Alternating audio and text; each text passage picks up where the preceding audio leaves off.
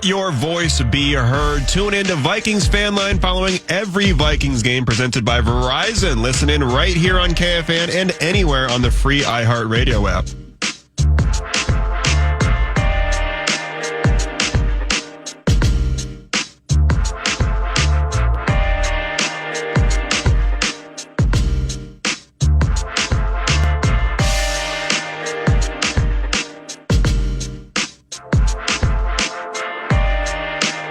Final hour. Max the Maestro.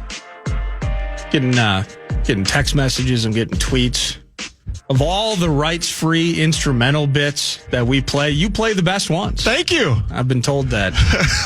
I'm honored. By multiple people. And they're like, hey, what's the name of that song? I'm like, I have no freaking idea. You wouldn't believe.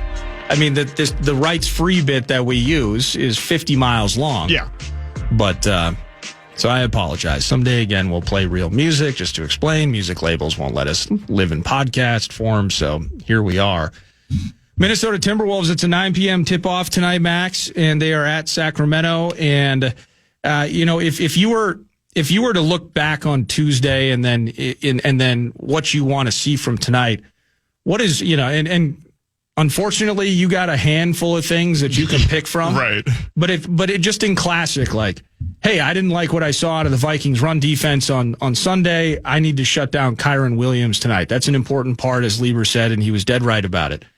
Similarly with the Timberwolves, what's one thing from Tuesday that it's like, well, that just can't happen. Let's just wake up. Let's go to work. What's one thing you think into tonight against Sabonis and De'Aaron Fox and DeRozan Omai that you'd like to see better, or at least up to the par of the standard this team's built? Yeah, I want to see more ball movement. I thought the ball got really, really sticky in that first game. And it's one of the criticisms, even in that banner year that they had last year. It's one of the criticisms I've had of the Wolves offense all season last year, is that at times it just devolved into Ant save us or Cat save us. And now there is no Cat save us. So on Tuesday night, it just felt like a lot of the times it was, hey, Ant, do something. Can you help us out here? Yep. And guys weren't necessarily moving around off ball. Obviously, it's been well documented by the fans and even by Rui Hachimura and then the Lakers. Did you hear about that? Did you see that quote about Julius Randle saying that he kind of just stands around sometimes? And they specifically game planned around Julius Randle not being super active off ball on defensively or offensively. And it just felt like a lot of guys were just standing around and waiting for Ant to kind of save the team and bust out one of those quintessential Anthony Edwards games. So I want to see the ball movement. That's one thing that Chris Finch emphasized. You guys have him on every week, and I'm sure he was telling you during the preseason that we're moving the ball really well, and it seemed like the ball was moving really well during the preseason, but that just wasn't there. They kind of just went back to their old ways, and the ball got really sticky, and there was a lot of ISO offense going on. And you can't do that against this Kings team that, it's like you said, they got a triple-headed monster right there. De'Aaron Fox, Montis Sabonis, and then DeMar DeRozan, the triple D offense. And I don't have the statistics right in front of my face, but I'd imagine that they have one of the best assist turnover ratios in the NBA. So that you just got to figure out a way, because this offense, as good as the defense has been for this Timberwolves team, the offense, there's definitely a ceiling that they keep hitting their head on, and they can go above that ceiling. They can exceed that, and they can be a top 10 offense in this league. But you got to see more ball movement from guys like Julius Randle. I'd like to see Dillingham get out there, maybe get a couple minutes, maybe see if he can get some playmaking going or something. But you just got to get some more ball movement going, because the way it was against the Lakers was just completely unacceptable. Okay, let me ask you this, because Randle, I didn't like what I saw on Tuesday night, and it didn't make sense to me in terms of what I've seen from this team and how I think the team is constructed and what Finchy wants. Is it all on, Mike Conley, when you're talking about ball movement, you're talking about productivity, I thought Conley was completely out to lunch. He wasn't for most of that game, which was, of anything, that was the most shocking thing to me. Yeah, I totally agree. I kind of wondered out loud at certain points, where is Mike Conley? Because he wasn't, obviously we know he's not going to put up a bunch of shots per game, but he wasn't really the maestro of the offense like we need him to be, especially considering the fact that Dillingham got 0 minutes. So if we're not going to see a whole lot of Dillingham earlier in the season, then that playmaking load still falls squarely pretty much on Mike Conley's shoulders. And yeah, Anthony Edwards has gotten a lot better at his playmaking. We saw it throughout the playoffs. We got Dante DiVincenzo who can run, basically be a pseudo point guard for this team at times. And there's going to be growing pains. But yeah, I would like to see Mike Conley kind of initiate the offense a lot more and see Anthony Edwards not necessarily always taking the ball up the court and initiating the offense. I'd love to see Anthony Edwards off ball. I thought that was something he learned to play a lot better during the Olympic run, is playing off ball and not necessarily always being the one to take the ball up and initiate the offense. So yeah, that's a fair point. I mean, we always, we look for the big names. Julius Randle, Minnesota Mikey's the nicest guy in the league. We don't necessarily want to criticize him, but that's a fair criticism, Nordo. He was MIA in that entire Lakers game, and he didn't really have an impact on it at all. But one thing I did like is seeing Jaden McDaniels. He felt a little bit more aggressive offensively at times, but I don't necessarily love, again, the ISO. I'd like to see Jaden McDaniels get involved off ball, do some more movement, see some more screening there. And so I would like to see Minnesota Mike initiate the offense a little bit more and hopefully get some Dillingham minutes in there just to see what he's looking like, because I know a lot of fans have been looking forward to that. Right. I need to see the kid. Anthony taking 13 triples. I don't love that. I wonder if, and part of it because he was getting so mad. I mean, you could see him getting, he was trying to, let's go, guys. Constantly, come on, hello, this game actually counts this time. So some of it you're trying to get heroic, but taking, the ability for him to get inside.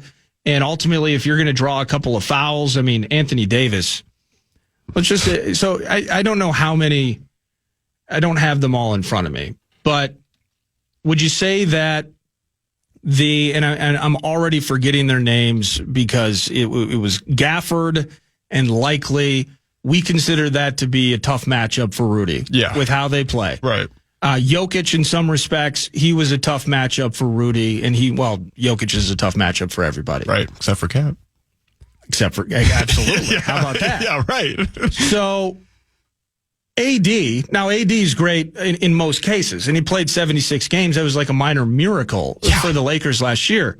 But Anthony Davis, always, it appears, when he's full bore, just wrecks Rudy's night. Rudy looked helpless at times. Yeah, that's just kind of the thing, and especially it was glaring how small that Wolves offense is when Rudy's sitting, let alone when Rudy's there and he's getting. Yeah, you mentioned it, Sabonis is pretty much the Rudy killer, so I'm really worried about that tonight. But this Wolves lineup is really small all of a sudden with no Karl Anthony Towns, and there is no true, at least in the rotation we saw on Tuesday night, there is no true center coming off the bench to spell Rudy. We got a guy like Luka Garza, we got big guys like Josh Mina who could maybe come in there, but there is no true center out there. So I do worry about our paint defense and interior defense when we are playing against the elite guys. And unfortunately for us, a lot of these teams that are going to be towards the top, our rivals in the Western Conference, do have those elite big guys like Jokic and Sabonis and Anthony Davis, and maybe to a lesser extent some of those guys over there on OKC. So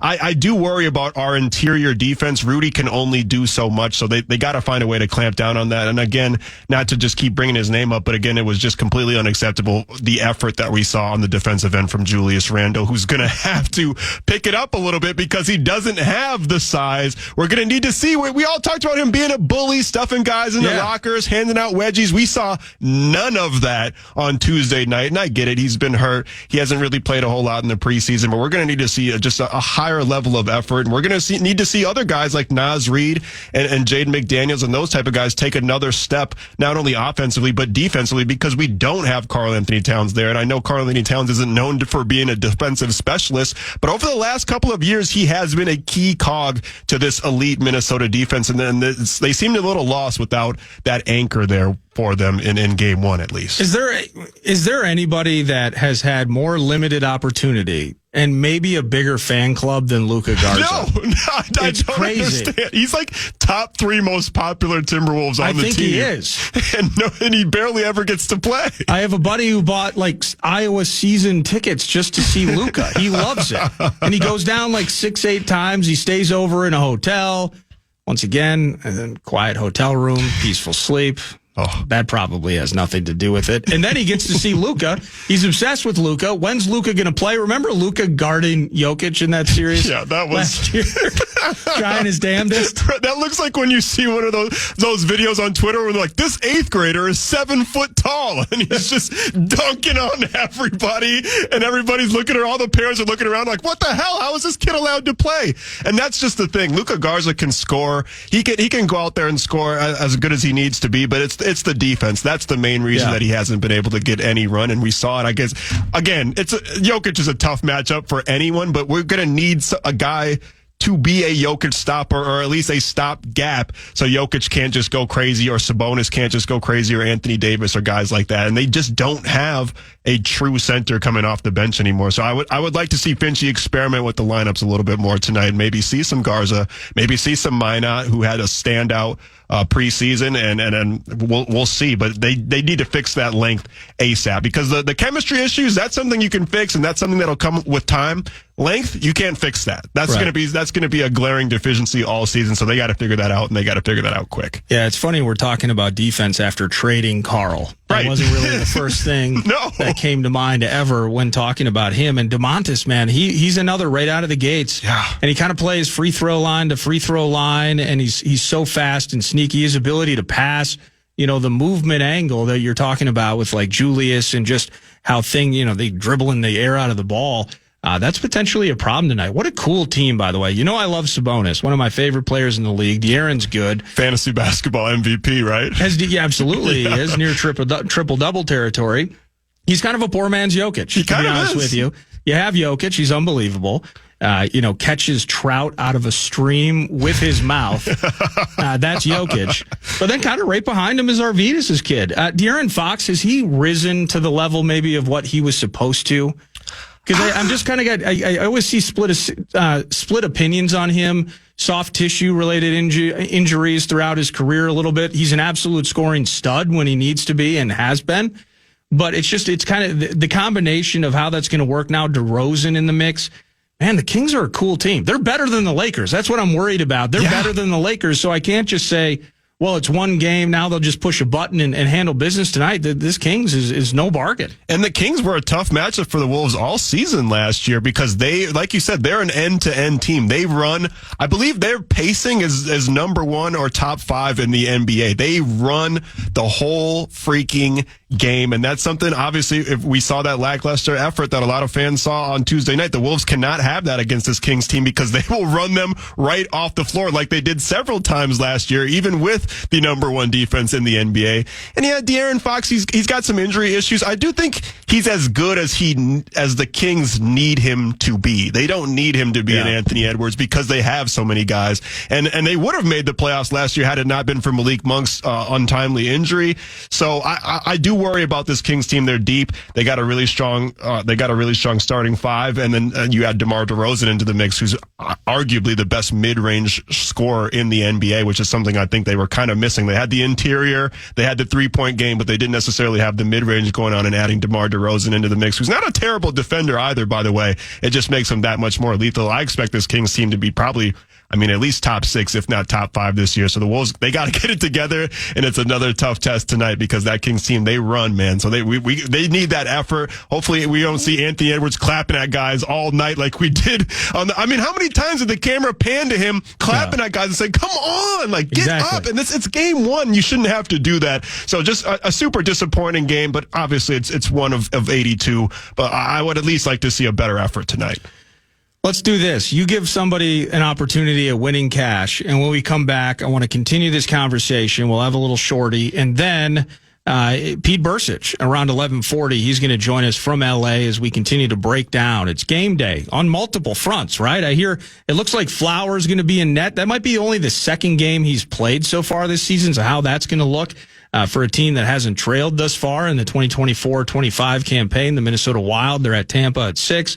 And then you got the Howl at 9, as we were just discussing. But Vikings, 7:15 kickoff. Bercich is going to chime in on that from L.A.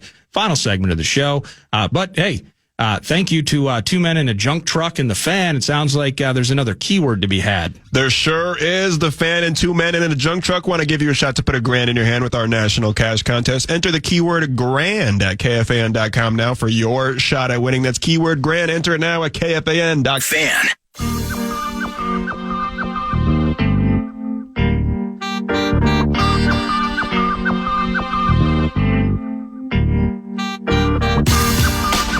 Sorry to let everyone down. There will be no six-pack of picks today.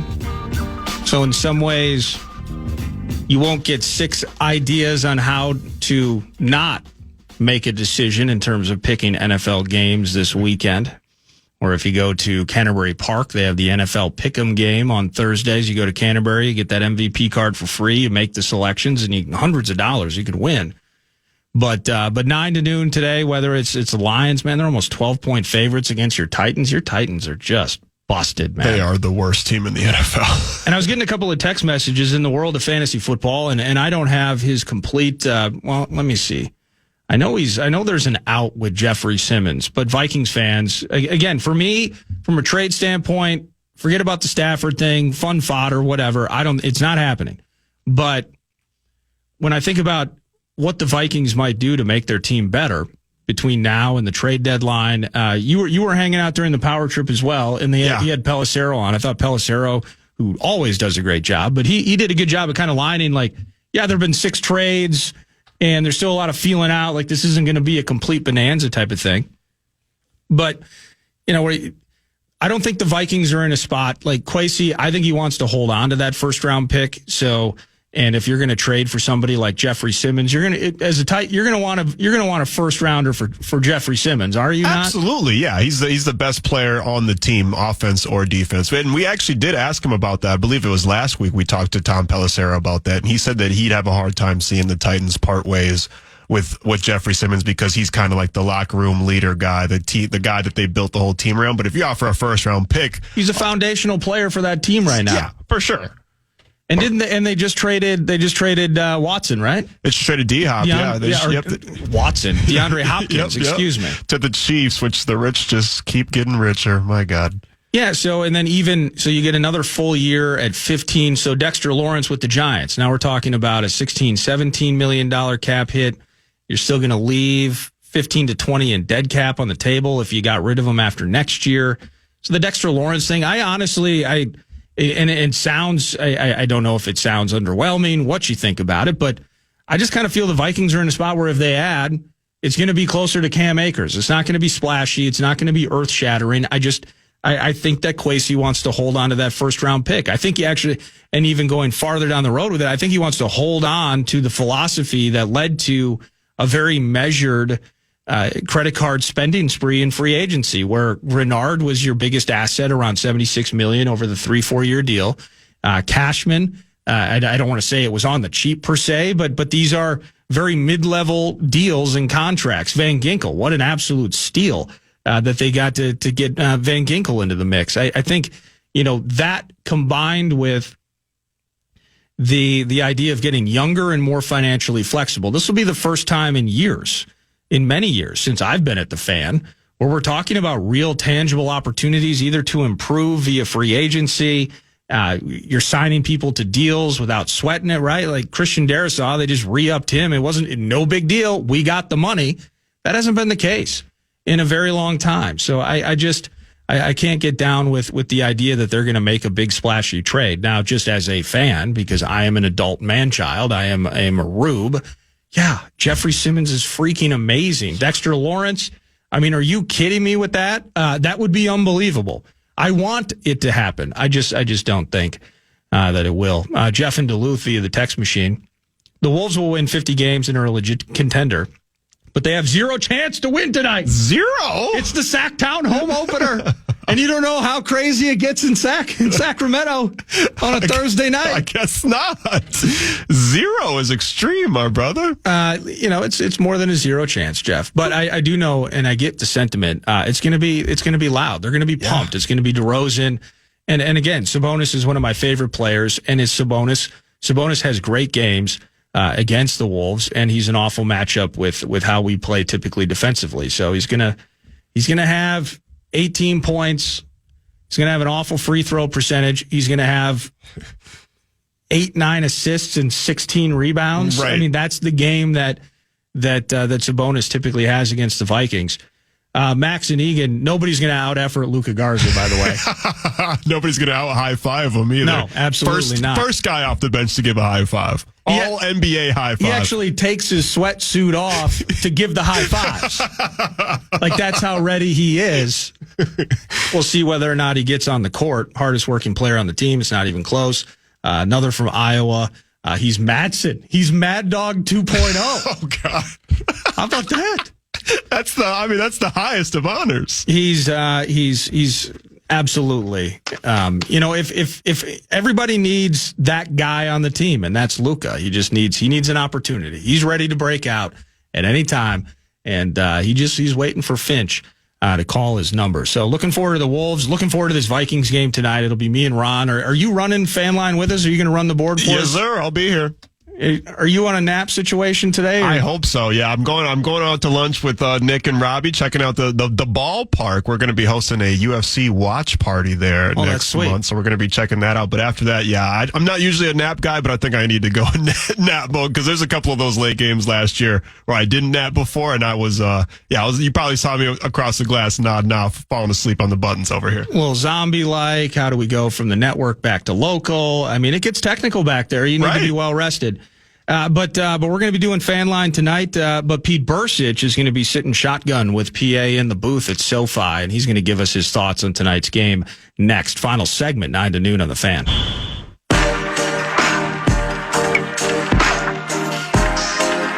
Join the voice of the Vikings, Paul Allen, out at Hy-Vee and Egan on Tuesday, October 29th. Stop by from 4 to 5 p.m. to meet PA and Vikings defensive back Cam Bynum, a.k.a. Cam Beasley, thanks to Hy-Vee and Pepsi, plus a live Q&A event to follow. Get the full details right now at KFAN.com, keyword calendar.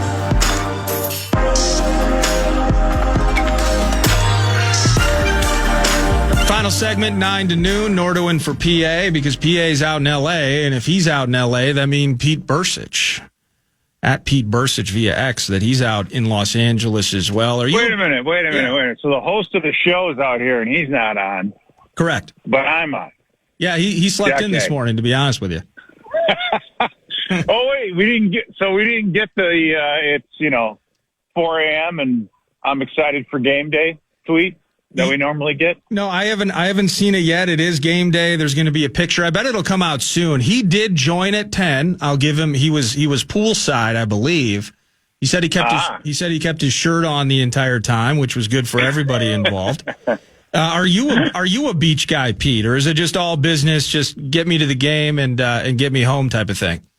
I'm at Venice Beach right now. Oh, sweet! I just grabbed a scooter and took it up. I mean, I've been out here a few times, but it's always nice to get back out. It's kind of like the Minnesota State Fair meets Detroit meets the beach. Well, are there any unique atmosphere? Are there any cool sidewalk acts that you can see as we're talking right now? Well, the fog is still burning off, Oh, yeah. So not yet. What do you think of this? I'm actually thinking about picking out some real estate and doing an act for the day and just, maybe not coming back on the charter. Maybe I should just stay out here. Do you have some sort of choreographed dance that you know? I've seen people walking on glass out there. I've seen people giving tattoos, boardwalk side. I've seen a lot of things down there in Venice Beach. Any of those things tickle your fancy? I think I would just swallow cigarettes and then tell people their fortune. That's what I would do. Oh, you know what? That's my talent. People will give you their hard-earned money to do that as well. And I don't know if that's a positive thing or a negative thing. To the purple, my friend. What just baseline view? It's like you shake off that loss, short week. It's McVay versus O'Connell. What are you feeling about tonight's game? It's going to be. I think the interesting part of this whole thing is just what does Matthew Stafford have left. I mean, yeah. You look at the Raiders game. The Raiders turned the ball over 4 times. And one of those turnovers was a sack, forced fumble, picked up return for a touchdown. Yep. By the Las Vegas, by the Rams. And the Raiders still had a chance to win that game in the end. So what does that mean when Stafford I think he completed maybe 13 or 14 passes for around 150 yards. He looked like Matthew Stafford.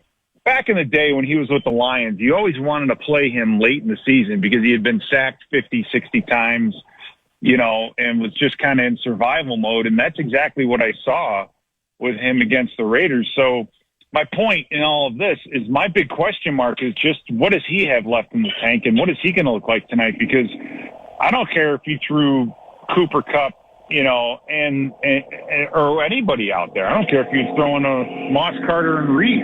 Yeah. With the way he looks right now, it's not good. You got two rookies on the offensive line starting, their center and their left guard.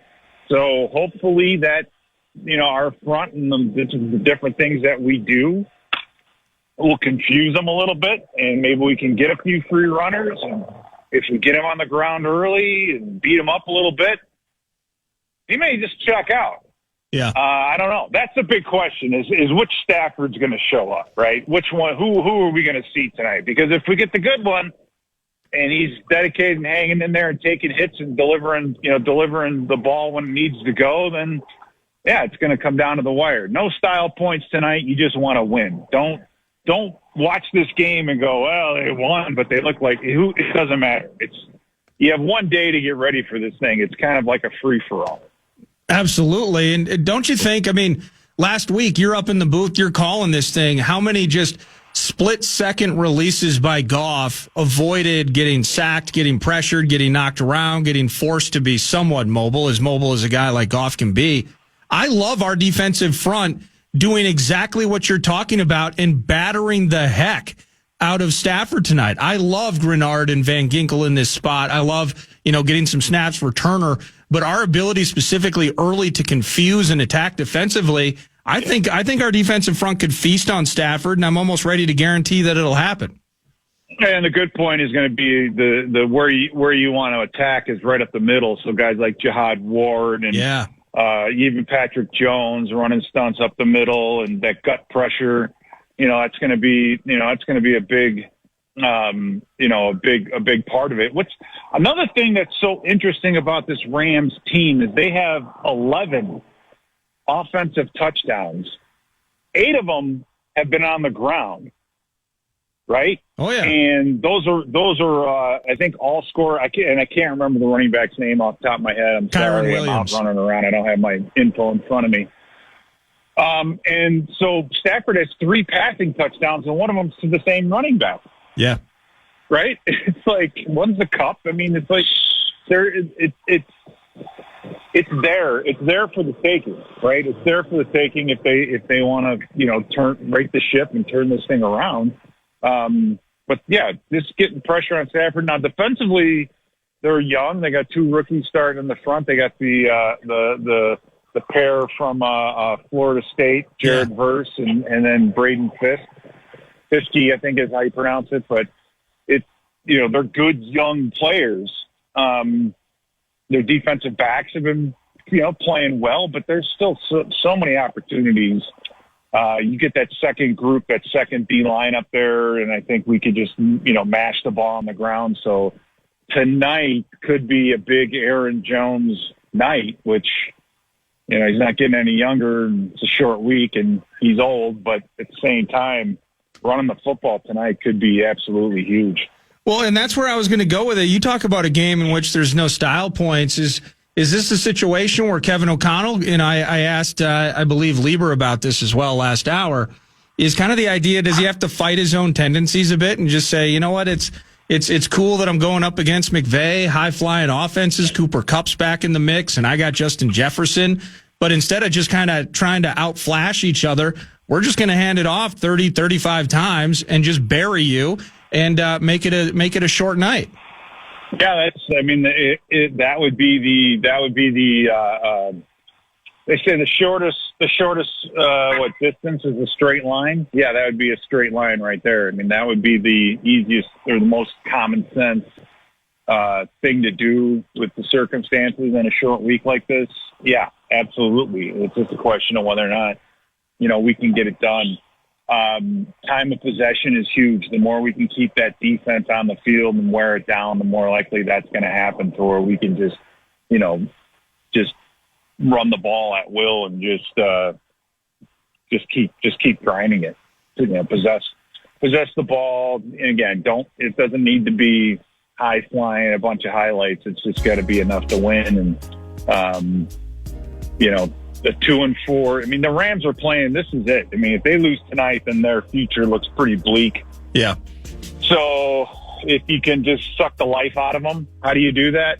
Right? How do you make them want to quit? You just be physical and beat the tar out of them. But you look at the teams and how they fared the week after playing Detroit. Well, I think every team the week after they played Detroit has lost so far. If I'm not mistaken, I could be mistaken. That's true. Yeah, and badly. But they're a physical team, and so who knows? We'll see. This is kind of a toss it up in the air now and see what happens. Now, if you're a Viking, I'd be pissed, right? You lost the week before, and you want to get back out there as quickly as you can and right the ship, so to speak. And you got that opportunity today. It's a quick week, Go out there, win, and then you can just spend the whole weekend enjoying it. You got 10 days to enjoy this victory. It sounds amazing. You're the absolute best. Enjoy your time on the boardwalk, and I look forward to hearing you tonight, my friend.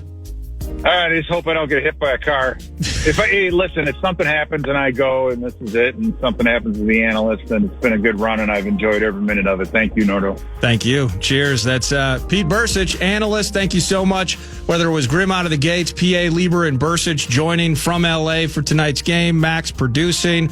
Again, 5 p.m. pregame, kickoff 7:15. We got Wolves at 9. We got Wild at 6. It's a sports buffet right here on your home for all sports, The Fan. The Common Man is next on The Fan.